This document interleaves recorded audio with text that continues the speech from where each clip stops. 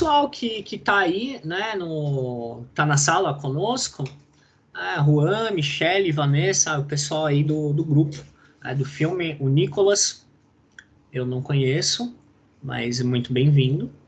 Todos, né, são muito bem-vindos. E, bom, vou começar então, né?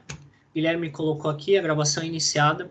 Bom, então, eu vou fazer uma fala, Alana, e depois, ou você quer começar? Afinal de contas, Pode você é começar. Fica à vontade. Se representante. você quiser apresentar o seu grupo também, porque algumas pessoas não conhecem também como vai ser divulgado no Instagram, já fica aí, né, Boa o tarde, convite. pessoal. Boa tarde. Ótimo, tá bom, Alana. Eu vou aproveitar então esse espaço para fazer essa breve divulgação. Depois eu passo a palavra para você falar a respeito da Liga. Depois a gente começa, tá bom? Então, vou me apresentar primeiro, porque alguns podem não me conhecer. Meu nome é Caio Falcão, eu sou professor da FMU, do curso de Psicologia, desde 2019. Eu assumo algumas disciplinas, principalmente no que diz respeito à educação, psicologia da educação e psicologia social. Nesse momento, eu participo, sou membro de um grupo de discussão chamado de Psicologia nos Filmes, ou a Psicologia nos Filmes, e estou aqui hoje, né, na qualidade de um dos seus representantes, convidado pela Alana, né, pela Liga Acadêmica de Psicologia Social, na pessoa da Alana, e tem outros colegas aí também, que são membros deste grupo, e aproveitar o espaço para fazer divulgação deste grupo, que é um grupo que se propõe a discutir, debater de maneira coletiva, aberta, democrática e livre acerca dos mais diversos temas da vida humana, né, e, portanto, da psicologia, a partir de filmes, né, da cinematografia. A gente não fica restrito a uma abordagem específica. Nós somos democráticos no sentido de que todos indicam filmes, e a gente se utiliza também da leitura de um texto base para fazer a roda de conversa que acontecem quinzenalmente, quinzenalmente aos sábados, das 17 às 18h30.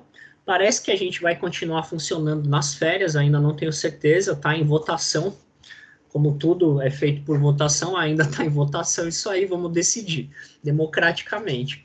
Então, é um grupo bem bacana, eu convido a todo o curso, ele é aberto não só à psicologia, a gente tem no grupo lá de WhatsApp, tem pessoas que são de outras graduações, pessoas que já são formadas, tem pessoas que são familiares de alunos, então não é um grupo estritamente, né, ou restrito, melhor dizendo, a estudantes de psicologia ou psicólogos, mas é aberto a todos que gostem da temática, que gostem de filmes e que gostem de tratar sobre as mais diversas dimensões da vida humana, à luz da psicologia. Tá bom? Então, muito obrigado mais uma vez pelo convite e passo a palavra, então, Alana, se você quiser falar alguma coisa, fique à vontade. Olá, pessoal. Eu sou diretora de ensino, pesquisa e extensão da Liga, né, de Estudos em Psicologia Social. Bom, não sei muito o que falar, estou no 5º semestre, tenho 19 anos, e estou muito feliz, né, em fazer essa união aí com a psicologia dos filmes. Que bom que o Caio aceitou, fico muito feliz mesmo. E assim, eu combinei com ele de fazer uma roda de conversa aberta, né, então todo mundo pode falar, não é estruturado, né? A gente assistiu o filme, ele mandou um texto também, um texto base, para a gente ir discutindo sobre as coisas que consideramos importantes, as cenas e as reflexões que o filme trouxe para a gente. Acho que é isso, a Liga toda fica muito feliz com todos e com todos.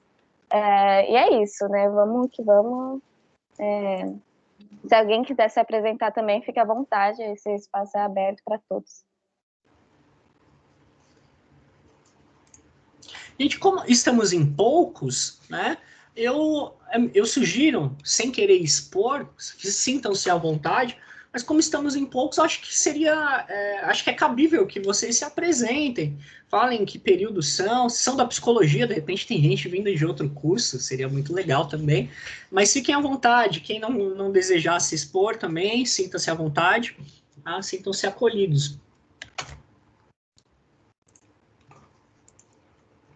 Eu vou iniciar aqui, então. Meu nome é Guilherme, né? Eu tenho 31 anos, essa é a minha segunda graduação, então eu já faço parte aqui do grupo de discussão da psicologia nos filmes, eu também sou membro da Laepso, e aí eu estendo o convite feito pelo Caio e pela Alana, então vocês que têm vontade de conhecer, seja aqui o grupo de filmes para debater, seja a liga para participar como ouvinte ou membro, né? Discutir os projetos que a gente faz, os trabalhos que a gente tem, você participar mais ativamente das atividades da faculdade, conhecer outras pessoas, os professores, os alunos, é muito interessante, é uma troca sempre muito rica, e aí, como vocês podem ver, né, o Caio falou, tudo é decidido por votação, todo mundo aqui tem espaço para abrir o microfone e falar, então são ambientes muito ricas, assim, para o seu pessoal, para a sua formação profissional, acadêmica. Então, fica aí estendido o convite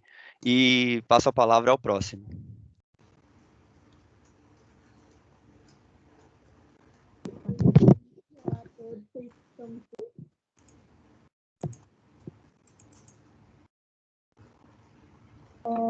Gente, sem pressa, eu sei que é muita gente querendo falar, mas muita calma.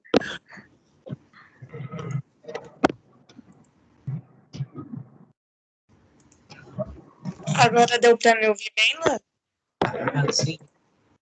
Sim, Gabi. É que eu tava sem fone e fica ruim também. Olá a todos, eu sou a Gabriela, sou suplente da Laepso, tenho 19 anos, estou no terceiro semestre e é um prazer ter vocês aqui com a gente nessa roda de conversa.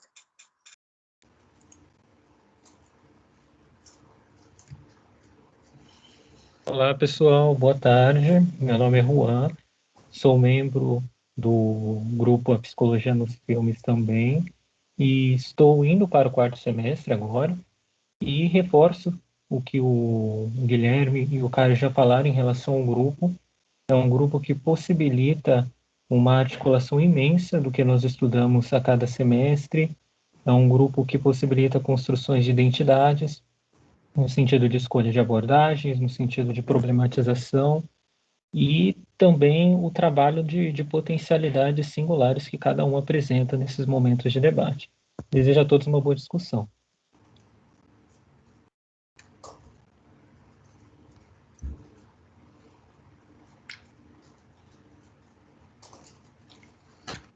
Oi, gente, boa tarde. Sou a Vanessa, eu estou aqui dirigindo e participando. Eu achei que ia dar tempo de participarem antes de mim, mas o povo está muito eufórico para falar, então eu vou falar. Prazer aí, eu participo também aí da Psicologia nos Filmes, é um grupo bem bacana, bem organizado, eu gosto bastante, é muito rica as discussões.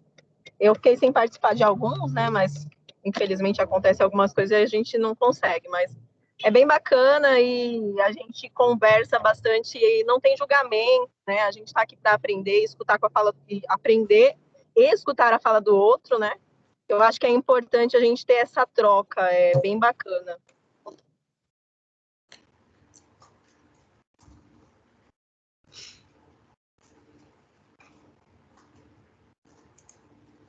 Será? Acho que mais ninguém, né? Acho que não. Mas acho que não. Tá bom. Vamos lá, se alguém quiser, pode interromper a qualquer momento, né? Como a gente disse, como a Alana falou, a gente vai funcionar de uma maneira não estruturada. Como o próprio grupo já vem funcionando, eu acho que é uma boa forma, né? E que permite uma associação livre, independente de raciocínio a todo momento, sem necessária hierarquização no momento de fala ou de vez de fala, né? Então, muito livre nesse sentido. Antes de começar, eu queria mais uma vez parabenizar toda a iniciativa e parabenizar vocês, alunos, que estão extremamente comprometidos com o processo de formação de vocês mesmos, que, em última instância, é um compromisso com a sociedade, uma vez que cada vez que, quanto melhor vocês se formam, melhor é o serviço e a destinação para a comunidade e a sociedade. Então, eu sugiro, encorajo muito fortemente que todos vocês participem do maior número de atividades possíveis que a graduação e que outros espaços exteriores à faculdade ofereçam a vocês e que vocês possam sempre somar neste processo de formação que é contínuo e interminável no que diz respeito à psicologia, tá bom? Bom, então vamos começar. Eu vou pedir licença para iniciar a fala e depois eu ficar aberto para todos, como de costume já funcionamos lá no grupo. Bom, o filme, o nome é Tangerine, não é isso? O filme sugerido pela própria Liga, a Liga Acadêmica de Psicologia Social, e um filme que tem a temática LGBTQIA+, né, neste mês de junho, que é o mês do orgulho, não é isso? E é um filme bastante interessante, eu não conhecia, graças à Alana, eu pude ter conhecimento desse filme, não sei, os outros vão falar a esse respeito. É um filme que me chamou muito a atenção pela sua forma, principalmente pela sua forma, que é uma forma que está bastante diferenciada do aspecto de outros filmes que nós estamos acostumados a ver, com grandes produções e com um filtro apurado, com técnicas e equipamentos que nos acostumaram com uma tipologia de filme, né? Esse filme eu fui pesquisar após assistir, e é um filme de 2015, né? Um filme com duas atrizes trans, mulheres trans, e é um filme que ele teve algumas premiações em eventos de filmes amadores, não, mas filmes paralelos, digamos assim, e fora do cenário hollywoodiano, melhor dizendo, das grandes premiações. E foi um filme que foi filmado fundamentalmente com 3 aparelhos celulares, iPhone. Isso me chama muito a atenção, né? E isso nos remete à ideia de que é um tema retratado, né, por um público que não é maioria, ou seja, que não é privilegiado, né? Ele está à margem, né? Eu acho que o próprio ato de filmar este filme foi um ato de resistência. Eu acho que ele se torna, ele se inicia como um ato simbólico, mas ele permanece como um ato de resistência. E então, falando um pouco do filme, eu achei muito interessante o filme. Ele tem algumas dualidades, mas fundamentalmente, ainda falando da história dos personagens e da constituição da forma do filme, da simbiótica, primeiro, as personagens, melhor dizendo, as atrizes, que são mulheres trans, a história delas é interessante enquanto atrizes, né? A protagonista, que agora, deixa eu ver se eu anotei, me fugiu o nome. A personagem que é a Cindy, né? Mas o nome da atriz me fugiu. Depois eu vou procurar e eu retomo essa informação. Mas a personagem principal, a protagonista, ela nunca tinha feito um filme antes, e ela não foi chamada a fazer nenhum filme depois desse filme Tangerine, até a última notícia que eu li, né? E a outra atriz, a coadjuvante, ela ganhou o prêmio de melhor atriz coadjuvante no Spirit Awards, e ela conseguiu, depois disso, 2 papéis estavam encaminhados para 2 curtas, né?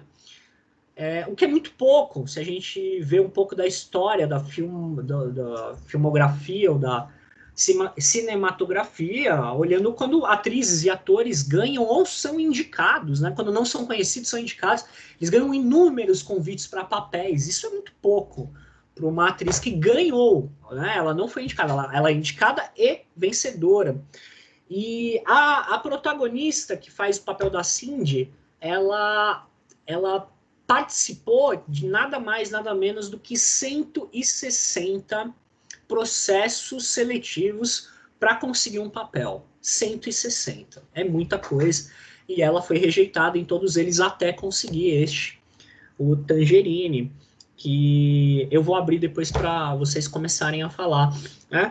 É um filme que fala sobre minoria, que fala sobre preconceito, que fala sobre, fundamentalmente, no meu entender, sobre estereotipia, sobre naturalização, né, de processos que não são naturais, e que tem muito a ver com nós, conosco, né, com o olhar do psicólogo e do estudante de psicologia, o que nós temos a contribuir com isso tudo, né?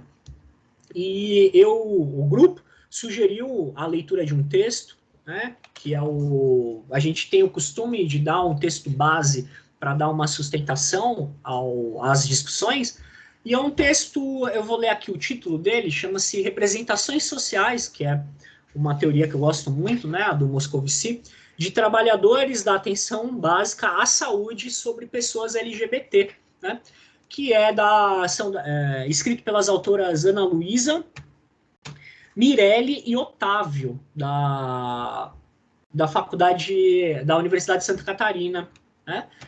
Foi publicado na revista Trabalho, Educação e Saúde, e é muito recente, de 2019.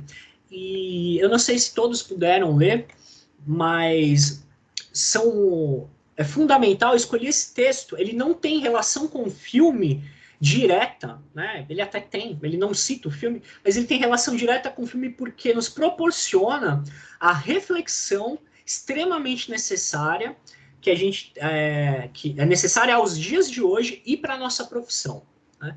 Então, o texto, o artigo, faz um estudo sobre 15 participantes da atenção básica em saúde, das mais diversas profissões, no olhar para essa população.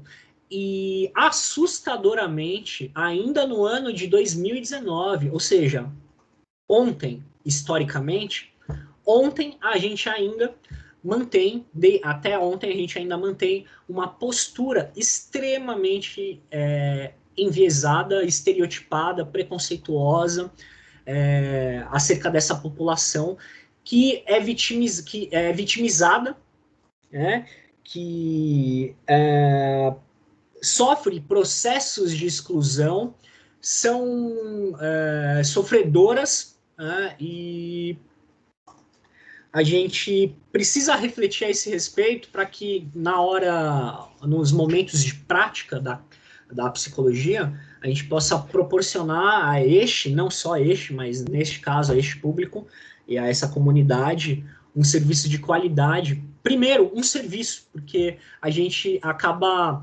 dificultando o acesso, como é visível no trabalho que foi sugerido como leitura, fica dificultado o acesso a essa população, a um direito garantido pela nossa Constituição Federal de 88, que é o acesso gratuito aos serviços de saúde, oferecidos pelo SUS na atenção básica, nas unidades básicas de saúde.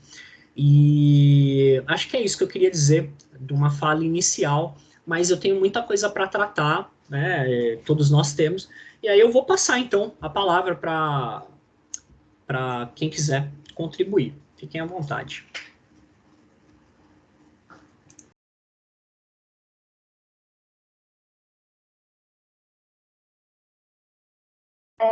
Você mencionou a forma como o filme é feito, né? E eu acho muito interessante porque aproxima mais ainda da realidade. Pelo menos eu consegui enxergar muito isso. Por mais que a gente tente fugir dessa maneira de pessoas, mulheres trans e travestis vivem a vida delas, é uma realidade que é presente na maioria, né, da população dentro dessa comunidade, né?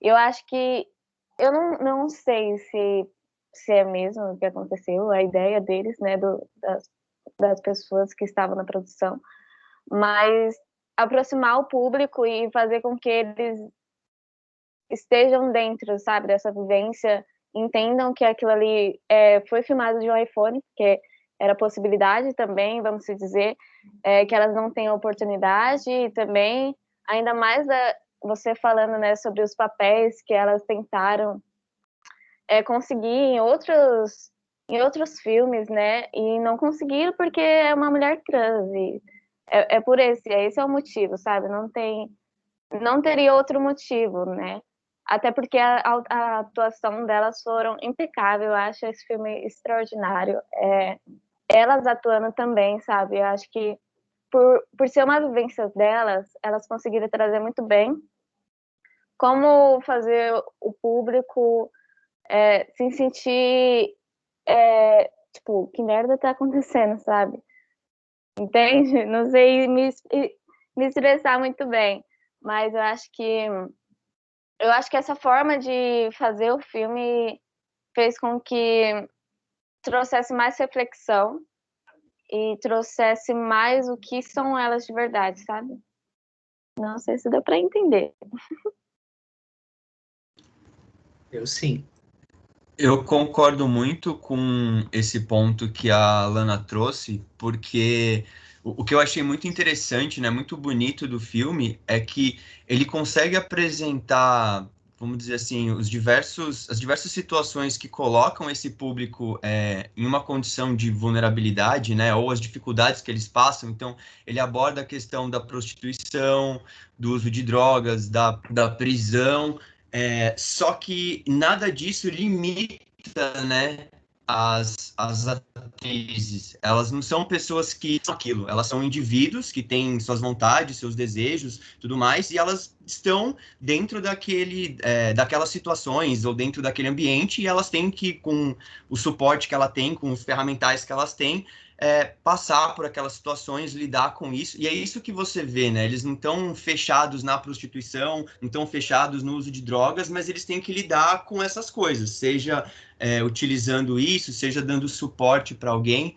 Então, eu acho que essa forma de você construir, você humaniza muito, né, essas pessoas. E aí, voltando naquilo que o Caio falou, de você ter uma visão, dramatizar certos comportamentos relacionados a esse grupo, ele é quebrado no filme, né? E acho que tem até situações em que você fica esperando, vamos dizer assim, uma certa catarse, né? Por exemplo, aí já me adiantando, mas a cena final em que tá todo mundo reunido e você acha, nossa, agora vai ser... E não, né? Aquilo continua e você entende que não vai ter um conflito, não vai se resolver magicamente, pessoas agir e digerir aquilo, e aí você abre espaço para sentir diversas coisas, né? Você sente simpatia, alegria, ódio, tem até espaço para o cômico, né? Então, eu acho que é uma forma muito grande de você mostrar mesmo essa dimensão do que é você ser humano, independente de você ser cis ou trans, de você ser bi, hétero, homossexual.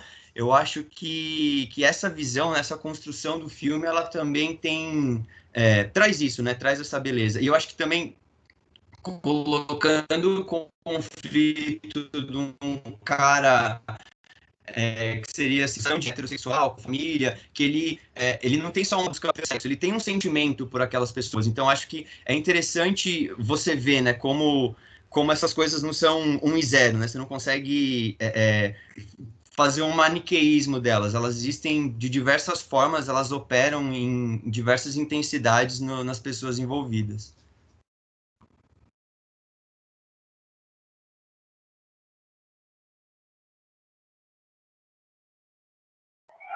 Bom, ninguém vai falar, vou falar.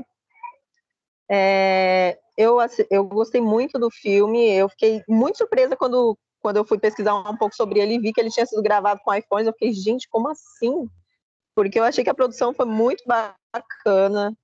Realmente, o filme te desperta sensações, né? Ele traz a questão da vulnerabilidade, a prostituição, as relações conflituosas, né? Ele traz toda essa temática e ele abre espaço para o cômico.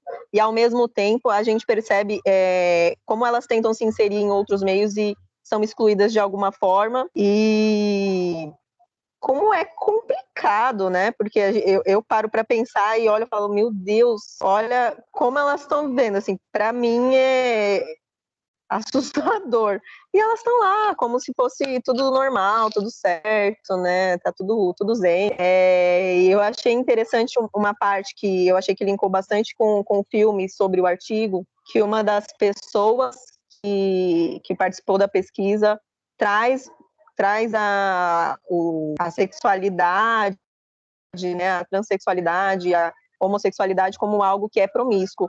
E na fala a pessoa, inclusive, fala, alguns deles têm uma vida muito promíscua, e alguns não, né? Todos. E aí eu fiquei tipo, o quê? Uma pessoa que trabalha na saúde falou isso? Meu Deus! Meu Deus, que absurdo. Eu achei esse artigo um tapa na nossa cara, assim. Eu não entendo muito sobre LGBTQ, e lendo esse artigo eu falei, mano, eu preciso muito entender sobre isso, e foi um puxão de orelha em mim mesma. Foi sensacional, eu gostei muito. Vanessa, eu vou aproveitar a sua fala, porque essa foi a intenção. A intenção com esse texto foi proporcionar uma autocrítica. A autocrítica a partir da psicologia sobre a psicologia, né? A todo momento, nós somos convidados e convocados a nos questionar e nos criticar sobre nossa prática, nossas posturas, porque antes de sermos psicólogos, nós somos seres humanos, né? E é importante que a gente tenha consciência plena disso, né? E é isso mesmo, assim, quando eu li também o artigo, eu vi não me lembro se foi essa citação que você se refere, mas tem inúmeras citações que são muito absurdas, né? Pra gente soa muito mal. Mas aí você imediatamente busca a data do artigo, sei lá, esperando 1800, é de 2019, é de ontem, historicamente. E são de pessoas profissionais da saúde. E isso é muito incômodo para nós, enquanto futuros, né, profissionais da saúde mental. Então, é uma autorreflexão, né? A gente está pegando esse filme mais para que a gente que seja possível um autoquestionamento, né? E você usou esse termo, você falou assim, e elas estavam lá, e é tudo como se fosse tudo normal, e tá tudo bem, né? Um dos pontos fundamentais da nossa discussão, ele pode tratar do que é ser normal. Primeiro ponto. A gente pode passar aqui anos discutindo sobre o que é ser normal. Se tem um conceito que os teóricos da psicologia não chegaram na unanimidade, é sobre o conceito de normalidade. A normalidade, ela é conceituada em sua multiplicidade. Inúmeros conceitos sobre normalidade, né? E é um ponto que a gente pode discutir também, né? Mas era esse ponto que eu queria aproveitar o gancho aí. Vou passar a palavra. Tá muito bom. Depois eu falo mais coisas. Professor, eu fiquei pasma quando eu vi a data do artigo, porque realmente eu pensei que fosse, tipo, no máximo de 2000. Eu falei, no máximo de 2000, não pode ser. E aí eu vi 2019, eu fiquei, meu Deus do céu, como assim? E é realmente assustador. E quando eu falo normal, né, eu tô falando normal porque, né, tá numa situação de prostituição, de uso de drogas, e e realmente não tem o que é normal e o que não é, né? Para elas, aquilo é o normal delas, né? E para mim foi tipo, meu Deus. E para elas é o normal. É impressionante como as realidades podem ser diferentes, né? Em determinado lugar, né? De determinada forma que você foi criada. Como a sua sexualidade pode intervir nisso. E isso é completamente errado, né? A sua sexualidade não devia, né, ser um impeditivo para nada, né? Para papéis, como aconteceu com as atrizes, para profissões, como acontece hoje em dia no mercado, né? Isso está se tornando algo mais amplo, mais aberto, mas ainda temos muito a que crescer, né? É um processo contínuo aí de desconstrução da heteronormatividade, né? E do patriarcado como um todo, né? Sim, aproveitar também para falar, eu até anotei aqui, acabei esquecendo, eu queria iniciar minha fala com isso, que é um relatório, né, de 2018 de um grupo conhecido como Grupo Gay da Bahia. Vou fazer essa citação para fundamentar e legitimar a importância de se discutir esse tema, né? Então, em 2018, o grupo conhecido como Grupo Gay da Bahia é uma instituição que se dedica a levantar dados sobre população LGBTQIA+, no Brasil, constatou que, e aí se segurem na cadeira, né, para os dados, a cada 20 horas, uma pessoa da comunidade LGBTQIA+, morre no Brasil, simplesmente por ser LGBTQIA+. Ou seja, e aí a Alana pode falar mais, né, se quiser, se constitui como LGBTQI-fobia, né, por ser uma pessoa LGBTQIA+, né? Então, é inominável, né? E a gente precisa dar nome, a gente precisa situar, a gente precisa discutir, isso não pode ficar no plano das ideias, a gente tem que tornar a discussão para a esfera da prática, né? E militar e lutar para que essas pessoas, não só essas, mas fundamentalmente essas que estamos discutindo, tenham acesso aos direitos garantidos para as pessoas, né, como um todo. E aí, também, para amparar e dar maior legitimidade a essa nossa discussão, em maio, mais ou menos, o secretário-geral da ONU, Antônio Guterres, ele fala sobre a discriminação, né, LGBTQIA+, e aí no pronunciamento dele, ele lembra que 69 países ainda criminalizam e condenam as relações entre pessoas do mesmo sexo. Não é que ela só tem preconceito, é um crime, vejam, é uma ação criminosa se você se relacionar com outra pessoa do mesmo sexo, ou formas de expressão de gênero, né? E aí ele aponta também para a preocupação disso tudo na pandemia, né? Afinal de contas, há um agravamento da discriminação, da violência e do discurso de ódio durante a pandemia. A gente está vivendo tudo isso, né? E para finalizar, aqueles que gostam de futebol, que podem estar acompanhando ou estiveram acompanhando, não sei se acabou, acho que está numa pausa aí. A Eurocopa, né, que é a reunião das seleções da Europa, teve um jogo da Hungria e recentemente a Hungria criminalizou a homossexualidade, não é isso, Juan? Juan balançou a cabeça, depois pode complementar.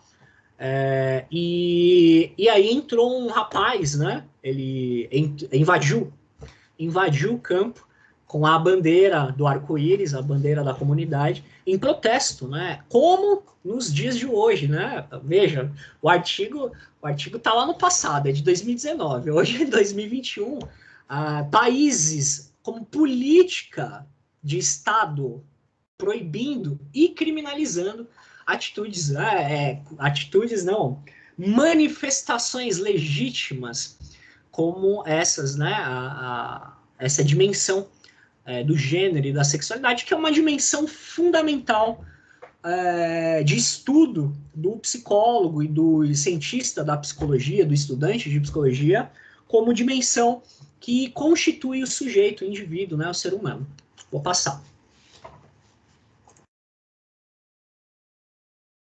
Caio, eu vou aproveitar a sua fala, essa última referência que você trouxe da ação do Viktor Orbán, né? Chefe do executivo da Hungria. E o que acontece? O que o filme traz, no meu ver, de ponto principal é a ideia de movimento.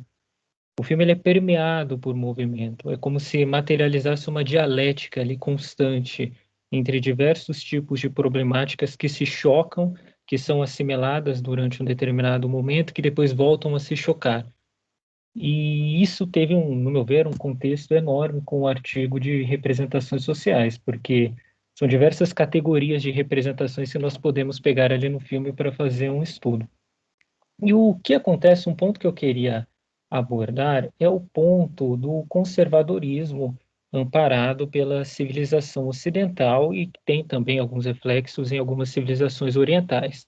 E uma das premissas bases do conservadorismo, estruturada ali pelo inglês Edmund Burke, pelo Francis Tocqueville e outros pensadores que buscavam problematizar o funcionamento das instituições, da representatividade política. O próprio Tocqueville viajou para os Estados Unidos um tempo após a independência norte-americana para refletir sobre o funcionamento da democracia. E as bases, os alicerces, era que as instituições tinham que prezar por aquilo que funcionava, né? Tinham que prezar por aquilo que moralmente influenciava uma determinada estabilidade, trazia uma determinada noção de ordem, de representatividade homogênea da democracia. Mas acontece que, infelizmente, eu acho que um dos abismos que o conservadorismo não conseguiu preencher foi a formação das subjetividades no seu contexto singular e cultural das pessoas que habitam uma determinada civilização. E aí que emerge a questão do LGBTQIA+. A orientação sexual ou a definição de gênero como uma construção histórica, ela já está presente em civilizações muito antigas, mas infelizmente nunca foi problematizado por alguns, é claro, mas não teve a difusão necessária e a constituição de uma autonomia para que tivesse maior representatividade, já que valores morais e funcionamentos de instituições, na sua condição mais voltada à ordem e à estabilidade, oprimiu muitos desses grupos durante séculos. Então, nós carregamos ainda uma herança conservadora de pouca problematização e naturalização das coisas como elas funcionam, do jeito que está. E aí, o filme Tangerine, ele entra, no meu ver, como ponto principal. Ele quebra essa estabilidade como sinônimo de equilíbrio, né? Ele traz o movimento e mostra que existe seres humanos para além dessa idealização de ordem, né? Essa idealização de ordem, por exemplo, está lá na Cracolândia, idealizado por muitos políticos, ordem social para tirar essas pessoas das praças e etc. Então, acho que é um ponto que nós precisamos problematizar, porque quando nós problematizamos isso, nós voltamos para a ideia da autonomia cultural, simbólica e subjetiva desses grupos, né? Porque ainda nós tratamos ainda como muitos grupos relacionados a doenças, como mostra bem o artigo, relacionamos estritamente à vulnerabilidade social, estão relacionados à vulnerabilidade social, mas também são seres de sensibilidade, são seres que têm laços de amizade, são seres que têm famílias, então nós não temos que tratar apenas como um problema a ser combatido, certo? Tem que tratar como pessoas, como seres singulares também. Então, eu acho que é um ponto que nós podemos deixar aqui como referência, né, nessa discussão. Só acrescentando isso ao debate, né? Essa semana teve uma mulher trans foi queimada, né, viva. E, assim, quem fala, nós, pessoas cis, não vejo falando sobre. São elas por elas, igual no filme também, são elas por elas, isso no final estava evidente. O CRP, né, teve uma chapa que era cura gay, então, assim, como isso é presente, assim, na nossa realidade, atualidade, e não tão distante, assim, é CRP, sabe? Como o psicólogo pode acreditar nisso e querer fazer com que a sociedade engula isso de uma forma tranquila, que, na verdade, até que engolimos de uma forma tranquila, né? Porque quem se revolta são pessoas trans, são pessoas da comunidade, eu não vejo pessoas de fora se movimentando, fazendo mobilização junto com essas pessoas, sabe? Então, no filme também, né, uma confusão, mas quem sofre são elas, sabe? O homem com seu fetichismo lá, pela mulher trans, ele só tá usando ela como um objeto, sabe? Ele não, pelo menos eu entendi que ela não era uma pessoa que estava ali para receber amor, sabe? Ela estava ali para dar o prazer para ele, era só isso. Então, quando ela sofreu aquela agressão, gente, eu já estou indo lá para o final do filme, mas quando ela sofreu aquela agressão que o motorista parou o carro e cuspiu nela, ela era amiga dela que estava ali para apoiar, sabe? Não era o o cara que corria atrás dela, que saía da família dele, né, a família convencional, brasileira até parece, né, mas que não dá suporte nenhum para mulheres trans, para travestis, porque não se importa, né, ele está ali para suprir com os desejos dele e só isso, né, tanto que o namorado da outra também não estava ali, sabe, ele foi procurar uma mulher cis e achou que estava tudo bem, sabe, ele colocou uma droga para ela distribuir, então, assim, era só mais uma maneira de usá-la também. Isso é péssimo, porque acontece na nossa realidade brasileira também, né? Muitas pessoas, muitas mulheres trans não sentem a oportunidade de serem amadas, de não entender a sua subjetividade, a sociedade exclui toda essa comunidade, então elas são excluídas e elas, dentro da solidão delas, elas se juntam para saber sobreviver ali, sabe? E é muito triste saber que a gente não apoia isso da maneira que deveria ser apoiado.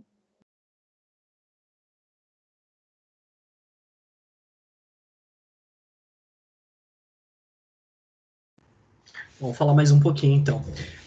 Pegar essa ideia de movimento, né, que o Juan colocou, e que está presente no filme inteiro, né? Um filme inteiro, talvez, com a pequena exceção lá do início, assim, que foca bem na mesa e nas mãos, né, da personagem, mas dali em diante, o filme é alucinante, né? E o que é movimento, e que me remete à ideia de vida, né? De movimento, de manifestação, de vida, né? É isso mesmo, de vida. Me lembrou muito de um filme alemão, não sei se vocês já assistiram, chama Corra Lola Corra. É um filme excelente, eu gosto muito desse filme, alguns não gostam. É um filme bastante interessante, que é assim... deixa você sem ar, porque é uma pessoa correndo o filme inteiro, como o próprio nome sugere, e me remeteu a essa lembrança, e que dá a sensação de vida, o que, em certo nível de análise, talvez seja possível da gente inferir um ato de resistência dessas pessoas, de se autoafirmarem enquanto seres humanos, né? Enquanto dotados de vida, enquanto sujeitos que podem e devem existir, né? E se manifestar e serem notados, né? Então, quando a gente estava falando, a Alana acabou de falar, né, das violências que nós cometemos, a sociedade comete, e que a gente não para pensar nisso, e que as movimentações são da própria... de representantes dessa comunidade, eu acho super válida essa reflexão, e eu acho que esse filme ele serve como uma reflexão de resistência, de militância, de movimento, né? Porque a gente, em vários momentos, né, escolhi esse texto que fala sobre representação social não à toa, porque em muitos momentos a representação social é estudo daquilo que o senso comum institui como uma lógica, né, de maneira muito breve. Não vou entrar nos pormenores da teoria de Moscovici, mas é como o senso comum representa algo, né? Pode ser entendido assim. E a gente tem inúmeras representações sociais acerca da comunidade LGBT, da homossexualidade, né? E em muitos casos, assim como é apresentado no filme, como uma visão nossa da sociedade de modo geral, como homossexualidade ou comunidade LGBT como uma expressão da promiscuidade, expressão daquilo que está ligado ao submundo, e aí refletido pelo uso de drogas, criminalidade, prostituição, né? Então, tudo que é de ruim está associado a este público, né?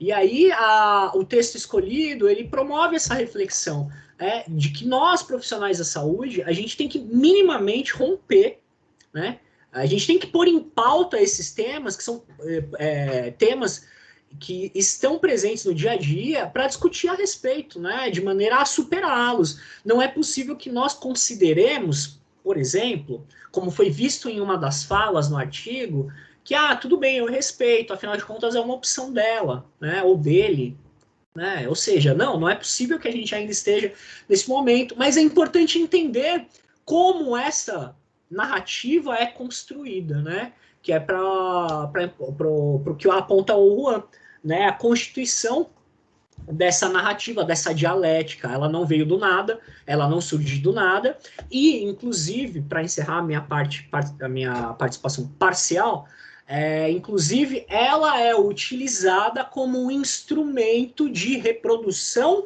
e manutenção de uma sociedade hierarquizada pela narrativa do poder, né? Poder este que se inicia, podemos colocar que se inicia pela medicina, a medicina no que diz respeito à patologização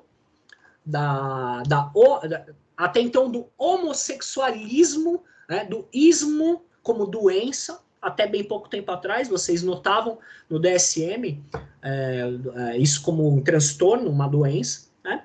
E aí eu acabo me remetendo a Foucault, né? Como que essa relação de poder ela é utilizada para a manutenção desse sistema, né? E inscrito no corpo. Então, o corpo, como instrumento de reflexo, ou de reflexão acerca dessa manifestação, e como que nós, sociedade, acabamos suprimindo, a partir dessa narrativa que é hegemônica, que tem a sustentação na ciência, né, para justificar, né, fulano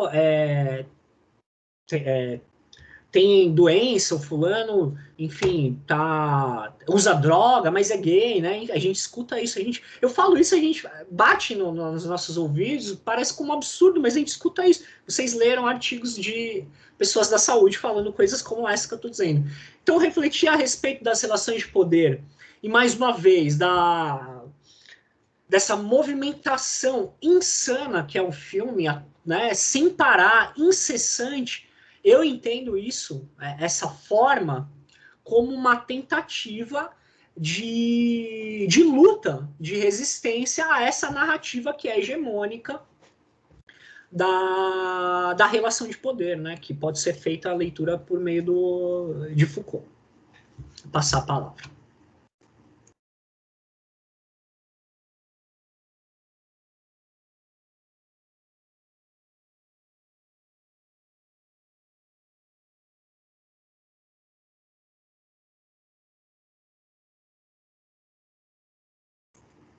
O pessoal tá quietinho. Isso que eu ia falar. E o pessoal aí, tô vendo as letrinhas aí, tá todo mundo calado, ninguém vai falar nada, gente. Tá todo mundo em casa. Com vergonha. Não se sintam com vergonha. Eu queria trazer um ponto aqui, tentar conectar algumas coisas, né? Que é aquilo que você falou, Caio, das atrizes de uma das atrizes não ter conseguido o papel, né? E a outra, apesar da premiação, também ganhou poucos papéis. A gente tem isso dentro do filme, né? Que é uma amiga da Cindy, ela vai cantar no bar, só que ela paga para cantar, né? Então, para ela poder, ela não recebe para se expressar, para se apresentar, para ela ter, para ela mostrar o talento dela, né? Ela tem que pagar meio que para realizar uma vontade que ela tem. E colocando isso, trazendo de volta aqui, né, para a realidade que a gente tem, se os profissionais da saúde têm uma visão enviesada, né, do que é ser LGBTQIA+, da realidade que eles vivem, imagina outras pessoas, né? Então, sei lá, roteiristas, quem trabalha na indústria cinematográfica, do audiovisual. Então, eu acho que essa visão enviesada também dificulta, vamos dizer, a participação, a inserção dessas pessoas nesse mundo artístico, né? Para que elas possam utilizar a imagem delas como uma forma de luta, de resistência, para que outras pessoas se sintam representadas, porque acho que também fica essa lacuna, né? Se você faz parte do público LGBTQIA+, você encontra representatividade no que você vê na TV, no que você vê nos filmes, nos jogos, nos livros, né? Deve ser muito mais difícil você ter essa identificação. E aí eu sinto que, assim, de um tempo para cá, né, as produções que a gente tem, elas tentam trazer esse lado menos estereotipado, mais humano, mas a gente também tem uma leva grande de produções que tem essas visões estereotipadas, né? Você vai ver o público LGBT lá, ele vai se enquadrar ali em alguma coisa relacionada à prostituição, às drogas, a doenças, ele vem carregado, né? Com essa imagem. E aí até gostaria de deixar aqui, eu não assisti, mas eu gosto muito do artista, né? Que é uma série que tem na Amazon com o Lineker, que é uma mulher trans, então recomendo aí para quem quiser assistir alguma coisa. Há um tempo atrás teve a Sense8, que também foi uma outra série muito com falaram muito bem, né, da série, então também recomendo aí para quem quiser ver uma história. E ela, mesma coisa, né, tem uma atriz que também é trans, tem o público LGBT, e eu acho interessante chamarem pessoas que fazem parte, né, desse público, que tem essas vivências, para atuar meio que colocando suas vivências, suas experiências nesse trabalho artístico, né, como uma forma de estar presente, de ter uma representatividade, de fazer uma outra imagem, além daquilo que o senso comum já tem sobre essas pessoas. E Guilherme, você tocou num ponto, né, você fez menção em um tema importantíssimo, por meio de uma palavra, representatividade, né? É fundamental falar sobre isso. De fato, uma das dificuldades é encontrar essa representatividade como um elemento possibilitador de autoafirmação, né? De manifestação, de presentificação. E é muito difícil de encontrar. Você trouxe no elemento, no meio ali cinematográfico, obviamente que você usou um exemplo, mas isso pode ser explanado para os mais diversos contextos, né? E aí pensem, né? Nós, profissionais da saúde, uma pessoa humilde, que não teve muito acesso à educação ou a meios de informação, e aí, bom, os que ele teve, ou os que a pessoa teve acesso a determinado tipo de informação, são informações estereotipadas e condenatórias acerca desse público, e aí essa pessoa se deparou com um filho, uma filha, com essa dessa comunidade, né, sendo uma pessoa gay. E aí ela vai te procurar, né, Guilherme, me procurar Juan, a Lana no consultório, a Vanessa, doutor e doutora, o que eu faço para essa menina ter jeito, meu Deus do céu, né? E aí o que você vai falar? Falar, é uma fase. O que você vai falar? Não, é uma escolha. É falta de chinelo. O que vai acontecer, né? Então, mas a representatividade, ela funciona ou ela facilitaria também como um processo, desculpem, processo difusor de uma informação também, né? E não foi falado aqui, mas vocês notaram com certeza o que dificulta ou que torna aquelas duas personagens ainda mais minoria, aquela ainda elas serem trans ou travestis, elas ainda são negras, né? Então elas são a minoria da minoria da minoria da vulnerabilidade, da exposição, né? E então me lembrou muito, você falou da representatividade, eu sempre me lembro muito, que foi muito falado há tempos atrás, do Pantera Negra, né? E do tamanho, da importância do papel desse personagem, né? O que foi esse personagem para as pessoas negras, fundamentalmente para as crianças e jovens, né? O que é ter um super-herói, ou seja, aquilo que há de melhor e de mais admirável em alguém na cor negra, né? Então, ser uma pessoa negra e combater o mal e ser alguém do bem, enfim, lutar pelos objetivos em prol da coletividade da humanidade. Então, tem um estudo, depois eu posso enviar para vocês, da repercussão em crianças, né? Há um estudo antropológico falando disso, da percepção deles, né? Do orgulho de ser. Eles não se viam como possíveis super-heróis, né? do mundo real, quando crescerem, quando né, se viam com funções ou profissões que lhes são atribuídos naturalmente como possíveis, né? Que são, isso foi um estudo na sociedade norte-americana, então relacionaram com, bom, tudo bem que aqui é a mesma coisa em vários lugares do mundo, com profissões abaixo, né, ou subjugadas, quando comparadas com outras de grande prestígio social, como medicina, engenharia e outras, né? Enfim, era isso aí. Obrigado pelo gancho. Não, e nesse mês, né, a representatividade está muito presente, porque o Pick Money está aí, e eu acho que tem que tomar muito cuidado com isso, né, tipo, a gente, para mim é fácil, né, eu sou uma mulher branca, cis, então eu ligo a TV, eu vou ver o meu rosto lá tranquilamente, mas como nosso valor está associado a ligar a TV e nos vemos lá, sabe, tipo, então eu só vou ser alguém se eu me ver lá e se o mercado me aceitar, sabe? Se o mercado produzir para mim não, né? O lucro não vai para mim.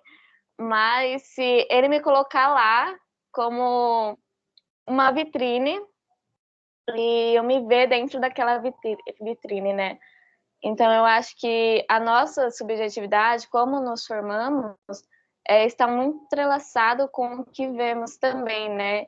E o que o mercado oferece para a gente. Esse mês o mercado oferece muita coisa, né? Principalmente para a comunidade LGBTQIA+. Mas e depois, sabe? Depois, em outros meses, o que eles vão fazer por nós? Se eu vou continuar me vendo naquele cenário e se eu preciso me afirmar como uma pessoa bi só porque tem uma representatividade ali na tela, ou se eu posso me afirmar como uma pessoa bi, não tendo nenhuma representatividade ali mesmo assim, sabe? É muito complicado, porque eu entendo que para mim é mais fácil falar, então para uma pessoa trans, é importantíssima a representatividade ali. E é mesmo, sabe? Ver outras pessoas ali mostra como a nossa sociedade é muito ampla, não é só pessoa cis, branca, hétero, né? Mas ficamos presos também, de certa forma, àquela valorização do outro sobre nós.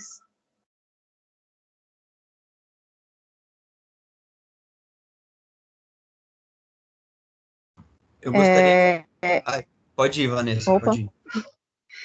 Eu vou sair um pouco do contexto aí do que vocês estão falando, porque eu comecei a pensar que eu lembrei de uma parte do artigo que um dos profissionais, não, né? Vários dos profissionais falam que uma pessoa LGBTQIA+, ela tem que ser muito corajosa para se assumir, e que provavelmente essa pessoa que se assume, ela vai sofrer na vida e ao mesmo tempo, se ela não se assume, ela não vai ser uma pessoa feliz.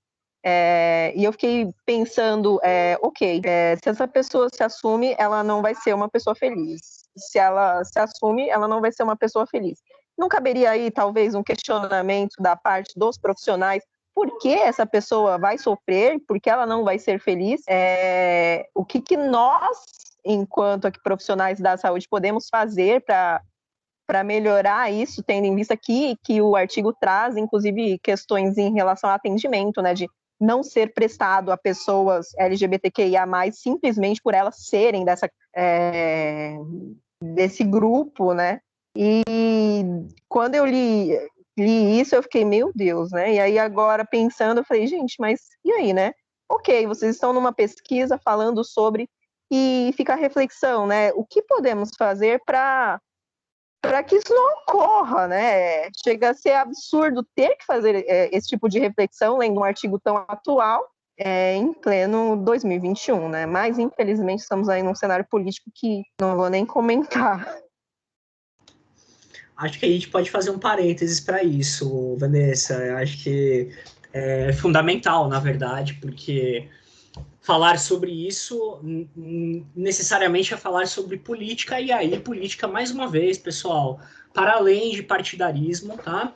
Política enquanto ação humana, enquanto atitude, enquanto igual a respirar e andar. Estamos andando e respirando, estamos fazendo política. É um ato, né? E é necessário falar sobre isso, penso eu, porque a gente está diante de um cenário que tem sido um cenário de polarização, né? E de intolerância crescente, né?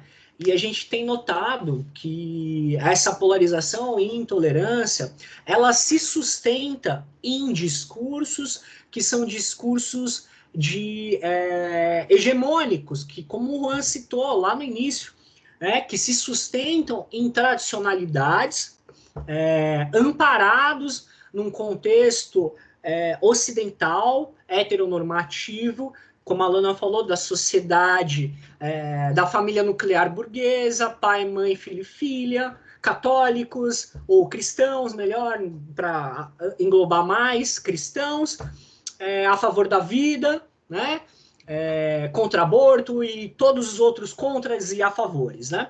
Só que esses discursos todos, e aí eu vou entrar em outro tema, que está tratando também o artigo, todos estes elementos, boa parte deles, pelo menos, se sustenta nas boas práticas da moral divina ou da cristandade, né? E da teologia cristã, que é altamente moralista, né? Um Deus altamente moralista, principalmente, fundamentalmente do Velho Testamento, né? E todos os discursos se sustentam nisso, né? E aí, isso, a manifestação da população LGBT, essa manifestação, ela é condenada inicialmente já por se tratar de um ato pecaminoso, reprovável, né? Pecaminoso, ponto. E quando essa narrativa política ela se sustenta na sua base de uma moral de doutrina religiosa e, portanto, daquilo que é do mal ou pecaminoso, a gente corre o risco, não corremos risco, estamos incorrendo nessa situação notória, a divisão e a intolerância, a partir de discursos de ódio. Nós temos, a Alana acabou de falar, uma pessoa trans foi morta, queimada viva em 2021. Né?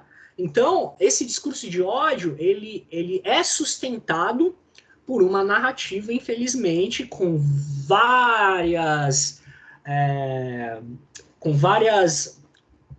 intencionalidades, algumas obscuras, né? E aí não é o mérito falar aqui, mas a gente tem que falar a respeito dessa narrativa que acaba nos dividindo e acaba alimentando esse discurso de ódio, né?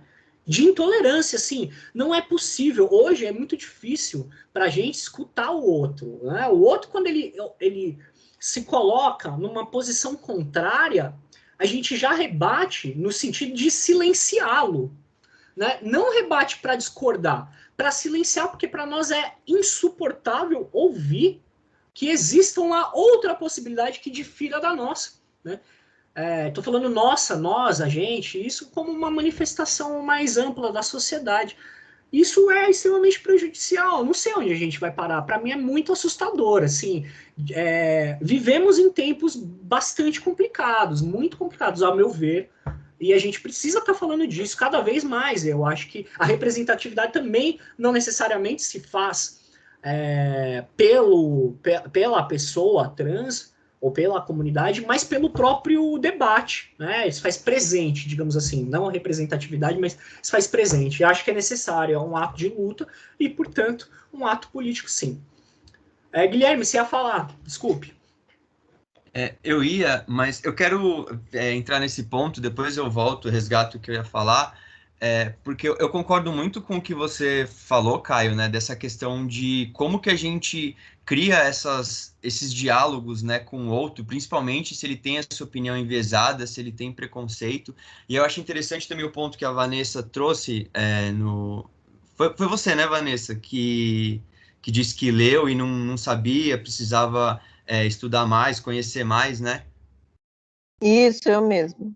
Porque eu acho que assim, né, é um compromisso, acho que dos psicólogos, de nós que vamos nos formar, né, não só estudar esses assuntos para que a gente entenda, mas para que a gente também consiga passar essas informações para frente, de acordo com a necessidade, né, porque não tem uma fórmula, não tem um manual de como você abordar as pessoas, de como você não sei, numa situação em que alguém é preconceituoso, numa situação, seja falando, seja agindo de forma preconceituosa, né? Como que você faz, como você interage com essa pessoa, como que você tenta mostrar que a opinião dela é enviesada, é errada, como que você apresenta outros argumentos. Eu acho que esse é um desafio que a gente tem, principalmente nesse momento em que a gente vive, porque a gente não vai conseguir mais só silenciar o outro, só traçar uma linha no chão e falar, eu tô de um lado, você tá do outro, a gente não vai mais caminhar junto, não importa o que aconteça. Eu acho que a gente precisa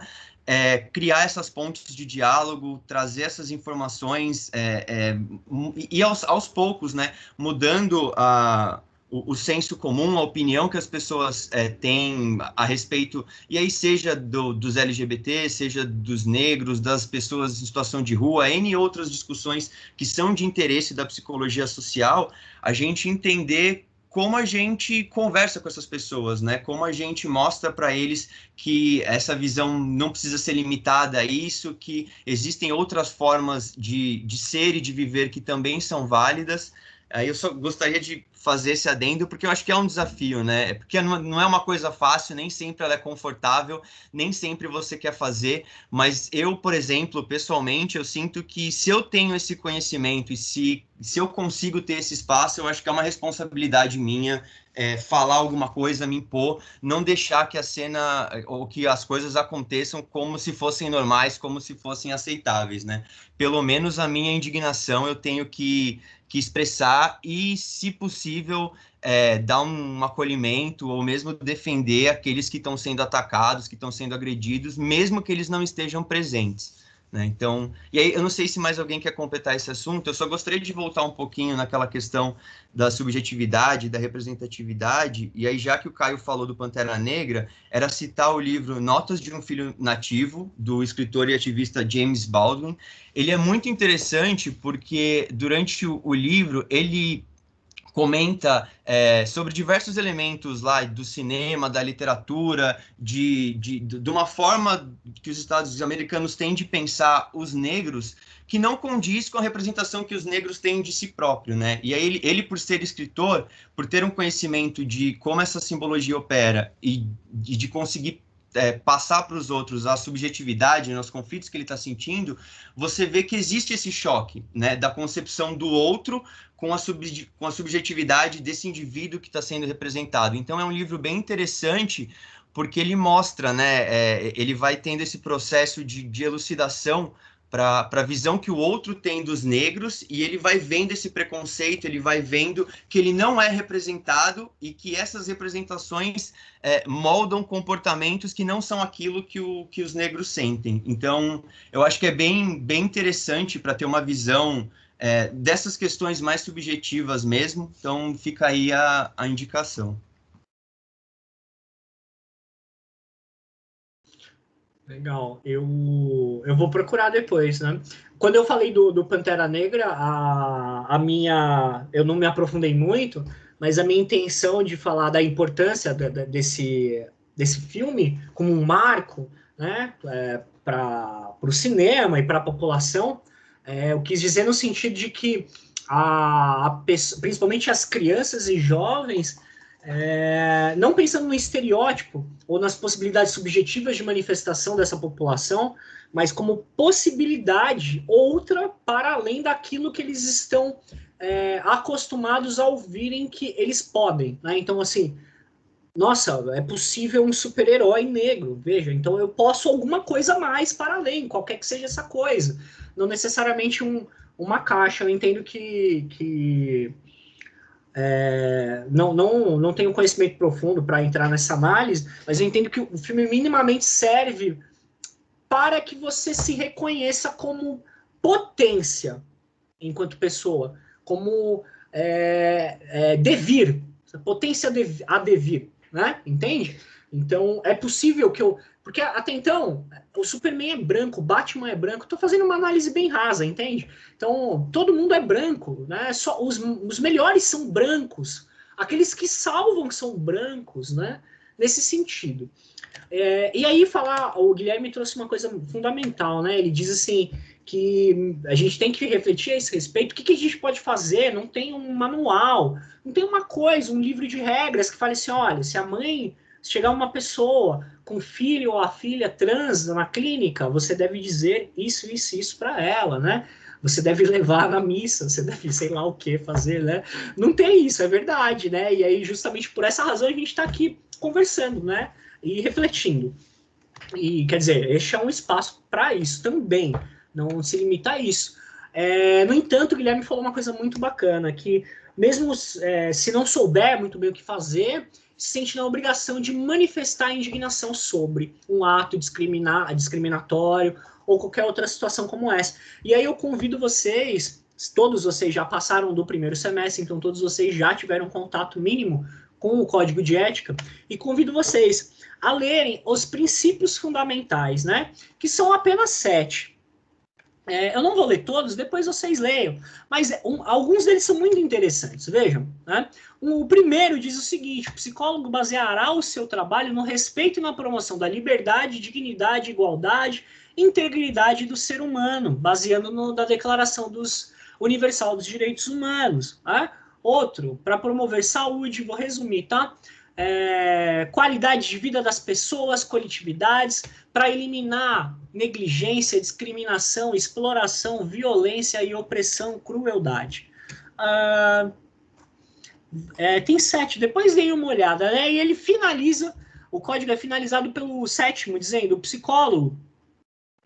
Não, o quinto é importante, que o Guilherme falou das informações. Nós, enquanto agente, promotores de transformação e disseminadores de conhecimento, né? Olha o que o quinto artigo, o quinto princípio fundamental diz: o psicólogo contribuirá para promover a universalização do acesso da população às informações, ao conhecimento da ciência psicológica, aos serviços e aos padrões éticos da profissão. Para finalizar, o último, psicólogo considerará as relações de poder nos contextos em que atuam os impactos dessas relações sobre as atividades profissionais, posicionando-se de forma crítica e em consonância com os demais princípios deste código. Então, tudo que a gente faz, ele deve ser orientado pela ética profissional. E ética esta que está norteada inicialmente para um compromisso de transformação em prol da sociedade. Era isso que eu queria falar. Podem passar.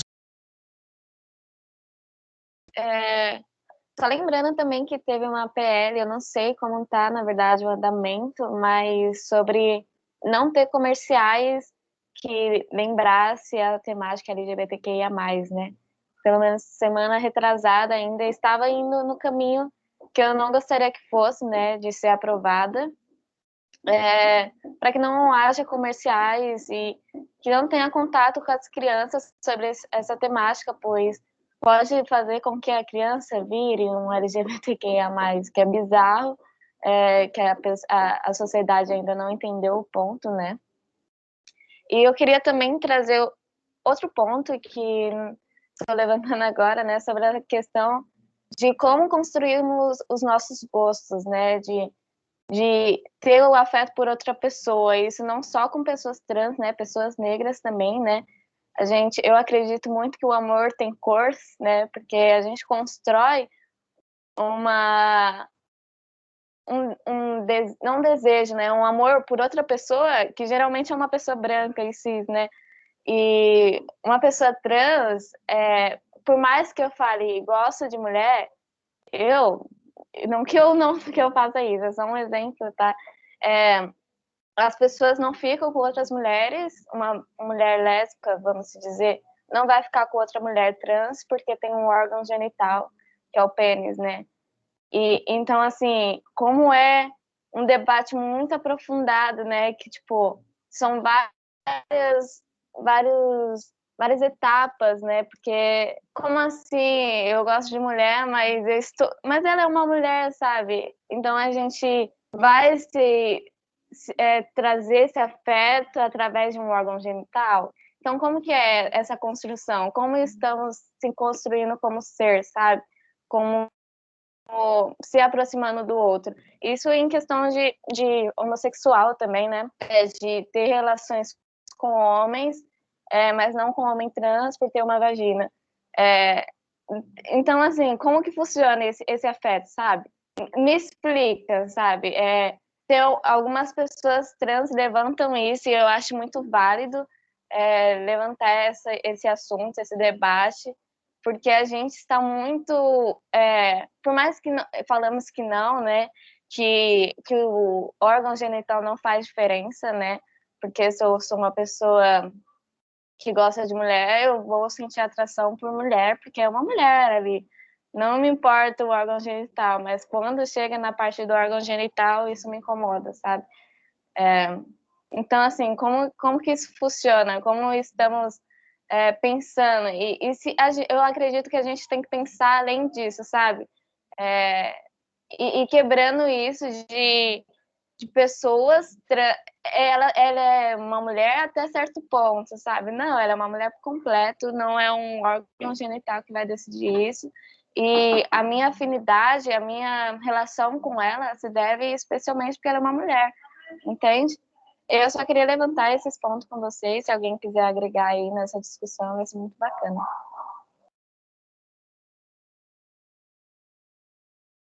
Eu acho esse ponto da Alana muito importante, porque quando nós vamos refletir sobre a questão da sexualidade, do afeto e etc., nós costumamos ter a perspectiva de que isso é uma discussão delimitada ao momento presente. E o Foucault, ele nega essa afirmativa, né? No livro A História da Sexualidade, ele fala que sempre falamos de sexualidade, só que com modos distintos, com formas distintas. E aí que está a questão, porque quando nós reconhecemos que, por exemplo, essa problemática que a Alana traz, ela era expressa de uma maneira específica na Idade Média, se nós formos pegar como referência a instituição da Igreja Cristã, a forma que as famílias eram organizadas, nós vamos entender mais do que está expresso no artigo do Caio, que para estudarmos a questão das representações sociais, especificamente falando até da questão LGBTQIA+, nós temos que estudar a questão das crenças e dos valores, por exemplo, atribuído no símbolo do pênis ou no símbolo da vagina, que vai materializar, o símbolo ele tem essa característica de tornar material aquilo que ainda se encontra numa representação mais abstrata, de um sentido, de um significado. Então, nós podemos também utilizar aqui um autor chamado Brandt, que é um autor alemão, humanista do século XV, que vai escrever um livro chamado Anal dos Insensatos. Até o Foucault também utilizou a questão artística, né, a figura artística da Anal dos Insensatos no livro A História da Loucura, mas Anal dos Insensatos ela é também um livro moralista, certo, que reflete sobre a moral e a natureza humana naquela época, em que ele vai pegar diversas representações sociais daquilo que é imoral, vai fazer críticas em relação àquilo e vai nortear aquela sociedade por uma possível sociedade de virtude. Por exemplo, ele vai utilizar a figura do ambicioso, do preguiçoso, das mulheres que se vestem com um decote muito aberto, que isso é inapropriado, e ele vai fazendo diversos tipos de relações. Então, nós percebemos como as crenças e como os valores, de acordo com o tempo vai passando de uma maneira não linear, é claro, ele vai tendo fusões e dialéticas de acordo com as particularidades daquele momento histórico, certo? E aquilo que é produzido em outros períodos. Então, nós temos que estudar essas crenças. Aí, precisamos problematizar a questão científica. O quanto que a questão científica problematiza isso, o quanto ela integra isso com o senso comum, né? O quanto ela não fica isolado no laboratório produzindo esses tipos de problematizações, o quanto ela é histórica, certo? O quanto ela é cultural, ainda mais uma questão de globalização, levar em conta as particularidades culturais e tornar isso norteado por uma Declaração Universal dos Direitos Humanos, por exemplo, o quanto isso é importante. Então, eu acho que são caminhos que a gente pode questionar aí também.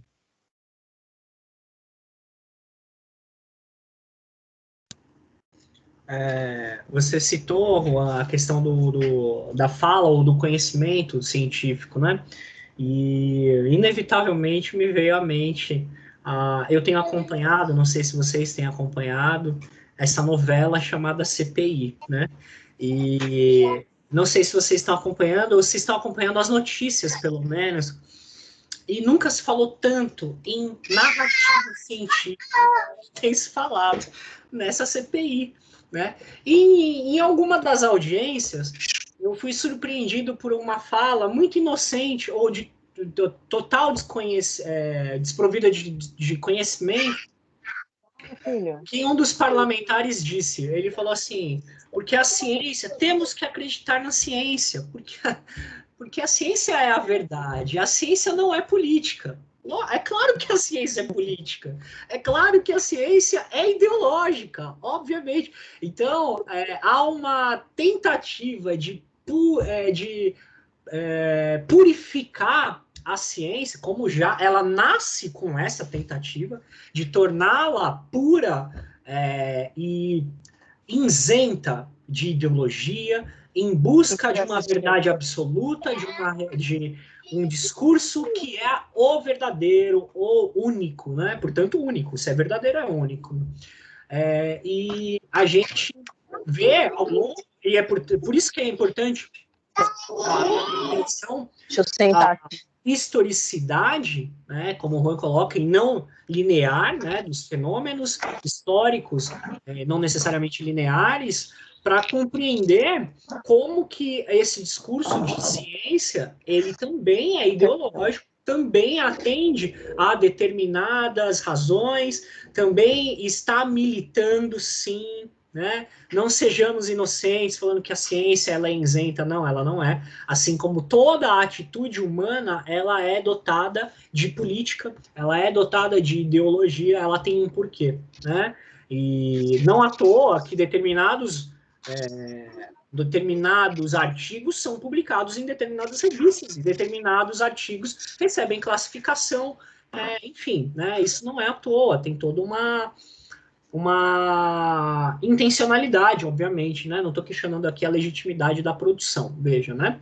Mas eu acho que cabe a reflexão, né? Não sejamos inocentes a ponto de se o doutor falou, está falado e é assim que é, porque não é assim, né? Não deveria, pelo menos. Então, queria fazer esse parênteses aí com essa reflexão da nossa responsabilidade enquanto psicólogos e representantes da ciência psicológica quando assumimos posturas e emitimos pareceres, porque é isso que sai da nossa boca quando a gente emite uma opinião. Na condição de psicólogo, está saindo um parecer, está saindo um diagnóstico, está saindo produção de ciência. É isso que a população entende quando vai entrevistar um psicólogo para falar de uma pessoa LGBTQIA+, quando vai falar de uma pessoa em situação de rua, quando vai falar de alguém. Um psicólogo está falando na condição de guardião da ciência psicológica e, portanto, guardião da verdade. E quando a gente está nesse lugar, a gente tem que saber o poder que a gente está exercendo e sobre quem este poder vai refletir. Então, acima de tudo, uma reflexão, uma reflexão de autocrítica. A sua palavra aí.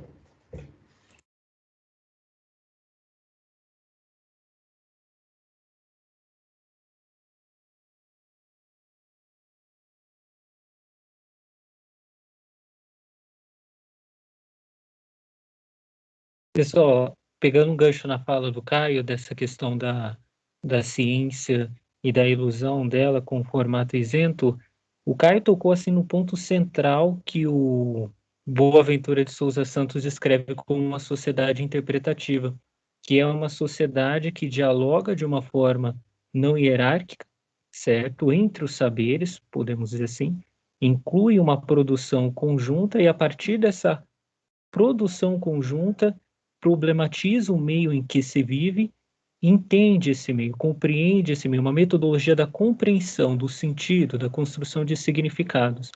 Então, Isso, no meu ver, caminha pelo que a Alana trouxe como problema e possibilita pensarmos na condição de psicólogos, que envolve toda uma conjuntura de papéis e significados, como também relações de poder, e o quanto nós podemos seguir caminhos alternativos para uma praxis mais próxima do que é ser humano, que é isso que o filme Tangerine traz, nessa ideia do movimento. O como nós podemos nos aproximar dessa realidade de movimento, dessa realidade que envolve vida.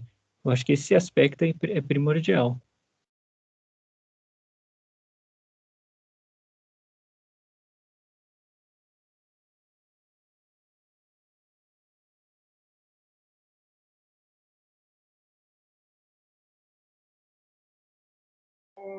Mas importantíssimas aqui.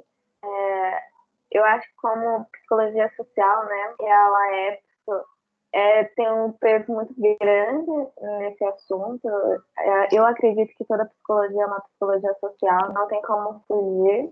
E levantar o contexto que aquela pessoa está inserida é muito importante para criar políticas públicas, apoio, não só em questões de debates, né? Tipo, rodas de conversa, igual estamos fazendo aqui, mas leis que sejam realmente efetivas na vida daquelas pessoas, né? Para que aquele contexto e oportunidades, né, que vimos no filme, que não são muitas, né, tem um caminho que tem que ser seguido, ou é a droga, ou é a prostituição, que seja mudado isso, né, na realidade, que não seja essas opções, porque prostituição é muito romantizada na adolescência, né, o jovem falando que se não der certo, eu vou para a prostituição, como se fosse algo bonito, mas não é, né, então eu acho que pensar em como fazer com que aquele sujeito alcance novas oportunidades é um papel muito importante para o psicólogo, sendo dentro do CRP, dentro das políticas, dentro de ONGs, de projetos, é muito importante inseri-los dentro do contexto de uma melhoria social, no caso. Perfeito, Alana. Eu acho que é isso mesmo que você disse. Acho que um primeiro passo é a gente começar conversando, né, debatendo, refletindo, criticando, mas não pode ficar, concordo com você plenamente com o que você diz, não podemos nos limitar à esfera da discussão e do debate, a gente precisa fazer algo, e este fazer algo se dá a partir da reflexão, do debate, mas em busca de construção de políticas públicas, né? Em busca de construção de políticas públicas, e isso se dá pela via da luta, né? Vocês com certeza sabem a história da constituição do SUS, né? O SUS foi uma luta, né? E ainda é, né? A nossa última participação foi no dia da luta antimanicomial, né? Não é à toa que a luta chama luta, né? E não vitória. É luta, não é vitória antimanicomial, é luta antimanicomial, porque isso é contínuo, né?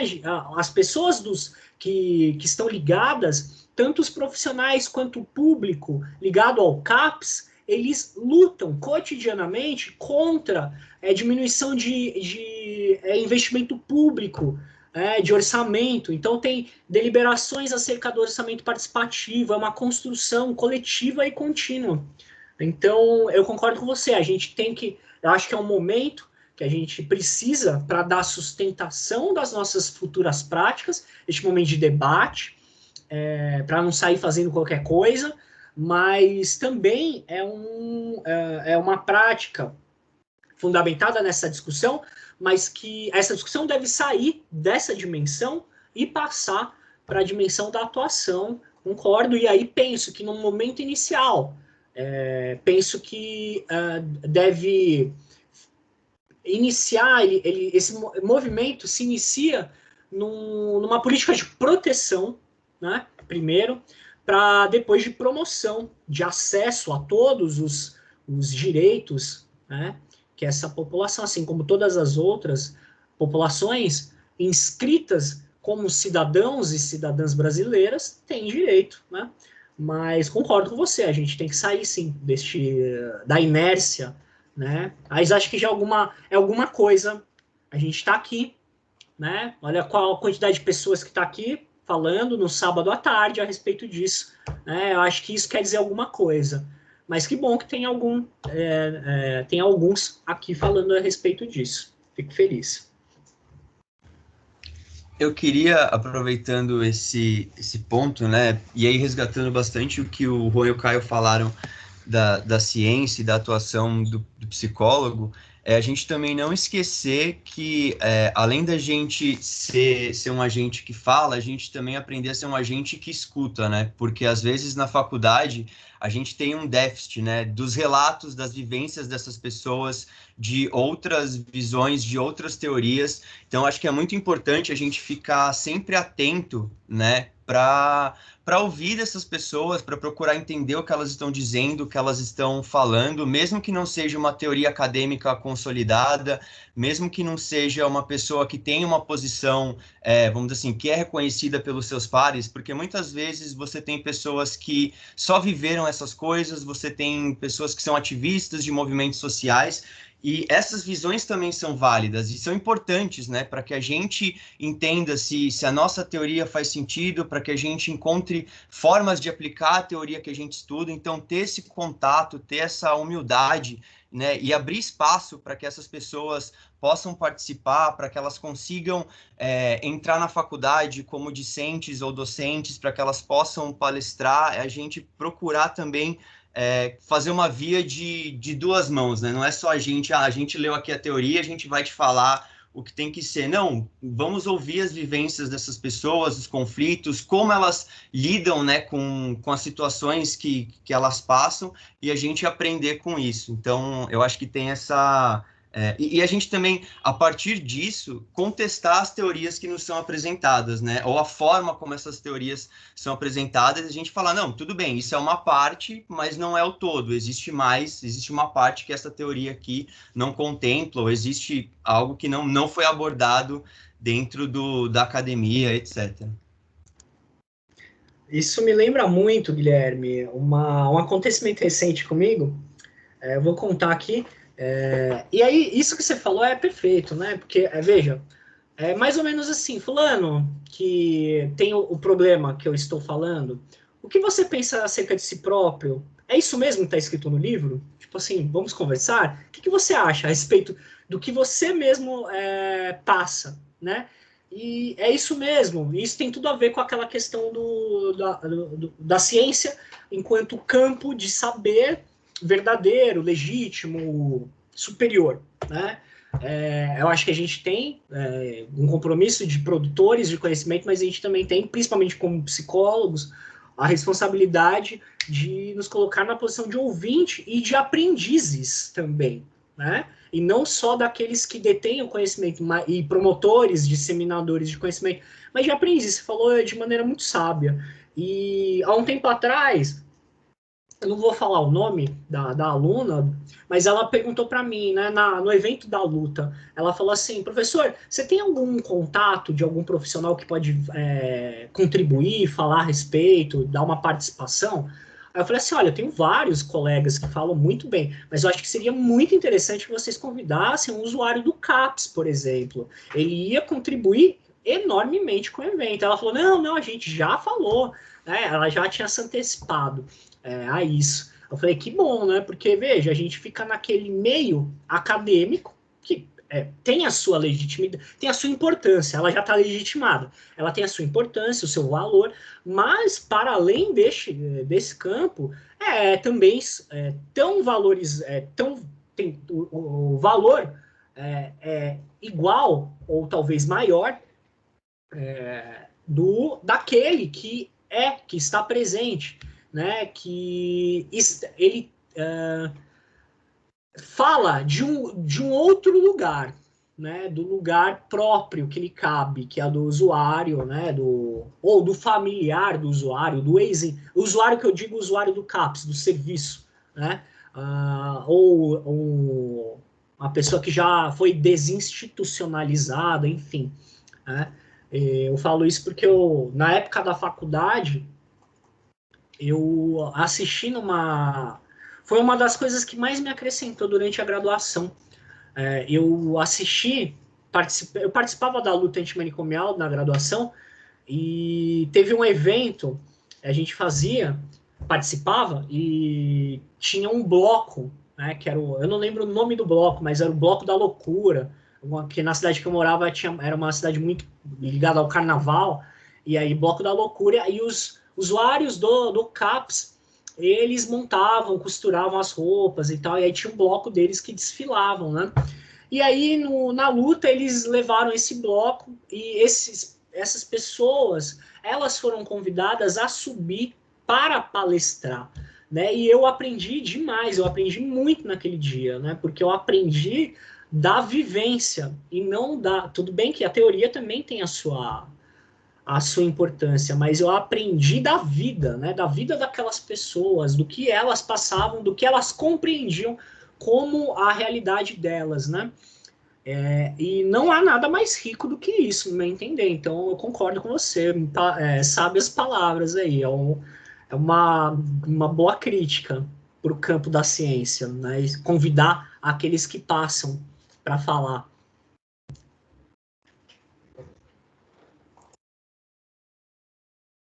Eu também acho. Nós temos muito, eu acredito, né, que introduzir ciência, pesquisa, mas assim, em lugares que não é nosso, sabe? Não que a gente não possa falar, mas não é nossa vivência.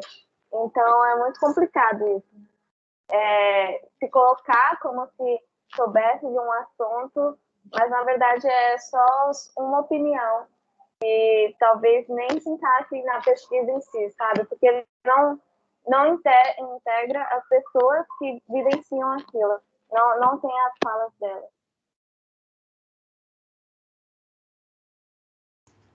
Verdade, eu acho que eu não vou discutir isso aqui, porque não é apropriado neste momento, mas eu tenho um grande problema com essa questão do lugar de fala. Eu tenho um sério problema com isso, porque pelo menos as pessoas que eu já ouvi falar sobre isso, e assim, vou ser bem sincero, não foram muitas, mas as que eu já ouvi falar, falaram num tom de silenciamento do outro. Isso me incomoda profundamente, porque eu concordo plenamente com o que a Alana disse. Eu acho que todos podem dar as opiniões, todos têm a acrescentar acerca de... Primeiro, todos têm o direito.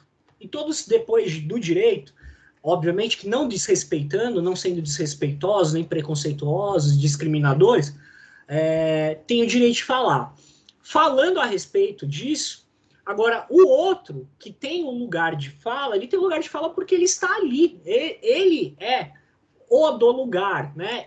Ele tem uma legitimidade, uma propriedade para falar que é diferente da minha, porque eu não vivo aquilo. Agora, eu posso falar também, eu acredito que talvez minimamente a minha fala possa acrescentar de alguma forma, nem que seja para o outro falar, olha, isso aí que você está falando não serve, né? Então, isso aí tenho para mim que eu não vou levar para a vida porque não me serviu. Então, serviu minimamente para o outro perceber que aquilo que eu falei não é muito bom.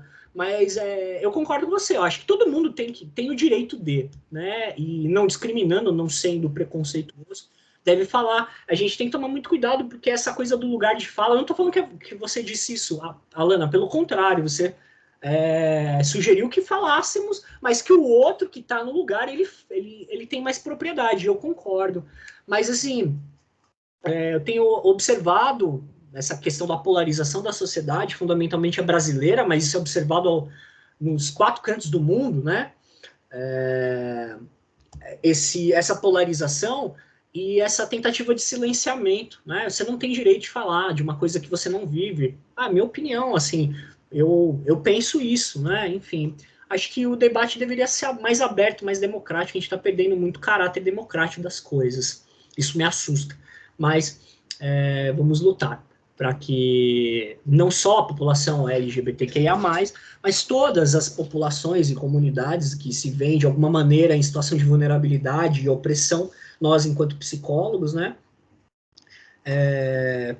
tentar lutar em busca de promover cidadania, né, e políticas públicas, como a Alana falou. Era isso. Eu queria aproveitar, porque eu compartilho da sua visão, Caio. Eu também acho que tem, vamos dizer assim, conceitos, né, diferentes do lugar de fala, pessoas abordam de formas diferentes, e eu gosto bastante do conceito que é da forma como é abordado pela Patricia Hill Collins, porque ela não vai usar isso como um validador, se você pode ou não falar, mas é como ela vai dizer que você tem que ficar atento para o referencial que você está usando. Então, seja para você concordar, seja para você discordar, é importante você saber quem é essa pessoa que está falando e em que posição ela fala, né? E ela usa isso tanto para você dar autoridade para essas pessoas que, por exemplo, não estão na academia, quanto para você contestar a autoridade de pessoas que estão na academia, mas dizem coisas que não refletem a realidade que é vivida por outras pessoas. Então, fica aí, se alguém quiser se aprofundar, Patricia Hill Collins, ela explora bastante esse conceito. E aí, aproveitando um pouco, ela também tem o conceito de imagens de controle, que entra bastante no que a gente falou desses estereótipos, né, de formas pré-determinadas de representar certos grupos sociais. Ela foca bastante nos negros, porque ela é militante negra estadunidense, mas eu acho que a teoria dela pode ser estendida para outros assuntos. Eu queria fazer um nexo também com o que o Guilherme falou, porque não sei se o Caio se lembra ou os outros integrantes também do grupo, mas nós tivemos ali a sessão em que nós discutimos o filme Morangos Silvestres, e eu tinha compartilhado o artigo do Zelliman que trata sobre o testemunho. Então, esse conceito relacionado ao lugar de fala, como também a abertura de mais espaços para integrar as experiências daqueles que se encontram marginalizados, o conceito de testemunho, ele possibilita um entendimento dessa condição. Porque o testemunho, ele vem como uma força que pode embasar uma possível prática ética, uma prática de responsabilidade ética daqueles que vivenciaram determinadas formas de relações de poder, certo? E que expressam isso a partir de suas experiências e que possibilitam-nos tomarmos rumos distintos, certo? Em relação à questão de opressão, em relação à questão de menos compreensão da historicidade e cultura em que nós vivemos. Então, um escritor que ele utiliza como referência, que é o Primo Levi, que vivenciou o Holocausto, que esteve no Holocausto, ele fala o quanto é difícil para uma pessoa que se encontra marginalizada expressar através do testemunho. Ele faz até uma metáfora, né? Como você olhar nos olhos da medusa e ficar petrificado. De tão forte que são as experiências, de tão forte que é o significado que são atribuídos a essas experiências de pessoas marginalizadas. Então, aquele que não está no lugar de fala, ele possibilita uma extensão do marginalizado como forma de produção de conteúdo. E aí entra na questão do que o Guilherme está falando. Esse que vai ser uma extensão do marginalizado, quando ele for produzir conteúdo, como que ele produz esse conteúdo? Então, você estabelece uma dialética entre o marginalizado, a extensão do marginalizado e o produto dessa interação, certo? E a partir disso, nós podemos aí pensar numa praxis, como diz a Alana, certo? Em maiores problematizações desses temas.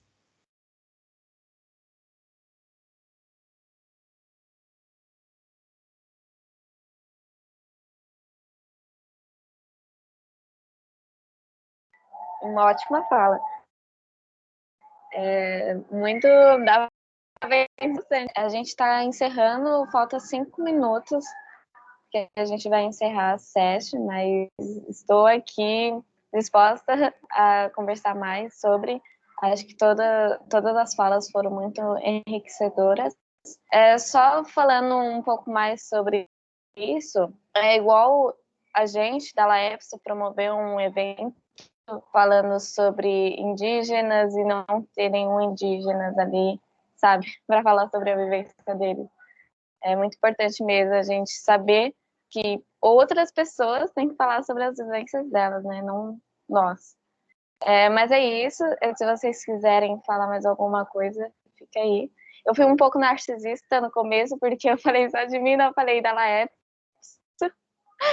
Mas queria falar um pouquinho da Laepso, né? Se não tiver problema, porque é uma liga que tenta falar o mais próximo possível da sociedade, principalmente a periférica, né?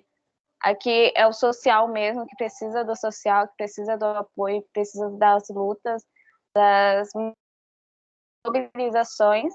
Então, a gente sempre tenta promover eventos de estudo, grupo de estudo, teve o grupo de estudo de representações sociais e LGBTQIA+.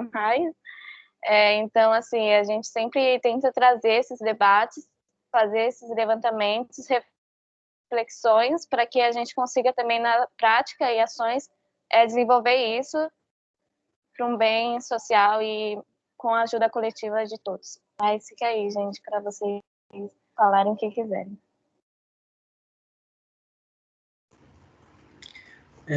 Eu, depois, se alguém quiser complementar, eu, enquanto membro do grupo, né, de discussão Psicologia nos Filmes, fico imensamente agradecido pelo convite, a Lana, da pessoa da Lana, do convite da Laepso, né, da Liga Acadêmica de Psicologia Social. Para nós do grupo é um grande prazer participar desse evento, que é um evento de produção de conhecimento, de disseminação de informação e de autocrítica, de reflexão. Para mim, sempre passa muito rápido esses encontros, passam muito rápido, já são 7 horas, passaram 2 horas voando, né? E espero que me coloco à disposição sempre que quiserem, né? Nos convide, a gente vai participar sempre que possível. E acho que é isso, foi um grande prazer. Uma tarde de sábado bastante produtiva. Obrigado pelo convite.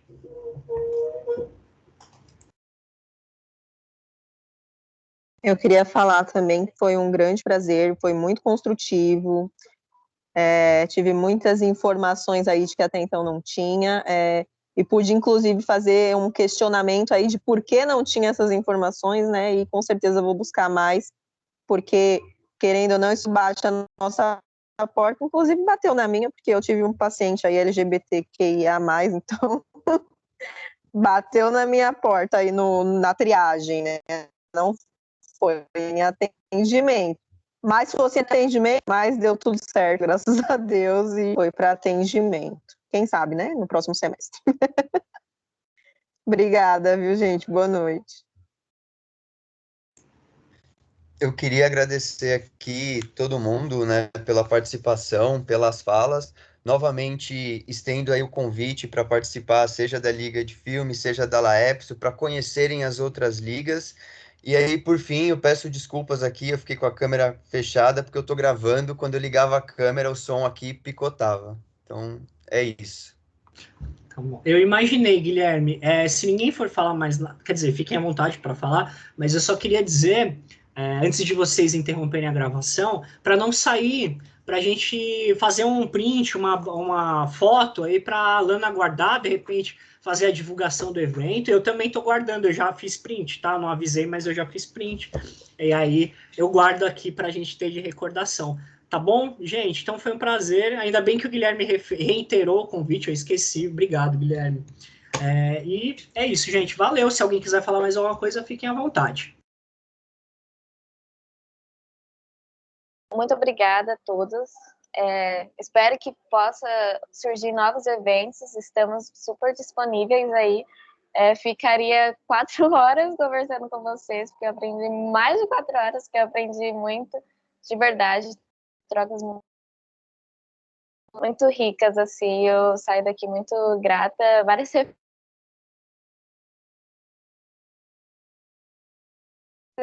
aqui, e é isso, muito obrigada, a Laepso agradece muito também, e tamo junto. Só temos a agradecer porque foi um evento rico e que tenha mais outros.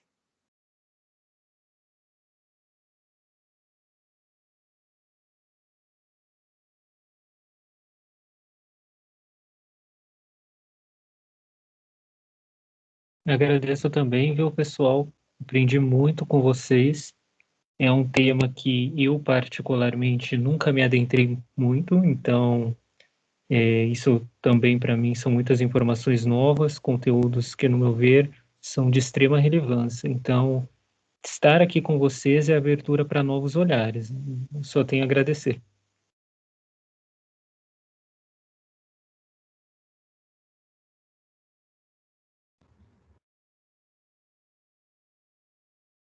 Então, posso encerrar a gravação aqui, pessoal? Finalizando. Obrigado a todos, boa noite, bom fim de semana e bom domingo.